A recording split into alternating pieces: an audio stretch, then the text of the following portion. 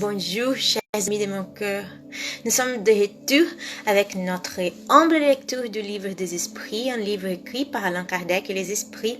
Aujourd'hui, nous allons répondre à quelques questions sur ce qui se passe après la mort. Alors, allons-y.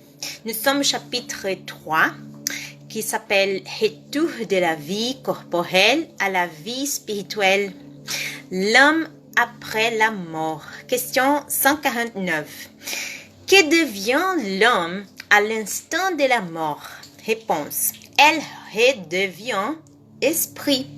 C'est-à-dire qu'elle rentre dans le monde des esprits qu'elle avait quitté momentanément.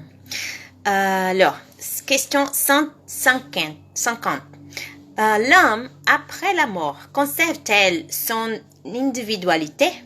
Réponse. Oui, elle ne la perd jamais. Que serait-elle si elle ne la conservait pas? Question au-dessous. Comment l'homme constate-t-elle son individualité puisqu'elle n'a plus son corps matériel? Réponse. Elle a encore un fluide qui lui est propre, qu'elle puise dans l'atmosphère de sa planète et qui représente l'apparence de sa dernière réincarnation, son père-esprit. Question dessous. L'homme n'emporte-t-elle rien avec elle d'ici-bas? Réponse.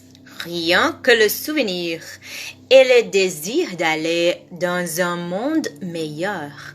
Ce souvenir est plein de douceur ou d'amertume selon l'emploi qu'elle a fait de la vie.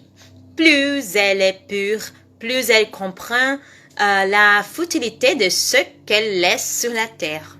Question 150 ans. Que penser de cette opinion qu'après la mort, l'homme rentre dans le tout universel? Réponse. Est-ce que l'ensemble des esprits ne forme pas un tout? N'est-ce pas tout un monde? Quand tu es dans une assemblée, tu es partie intégrante de cette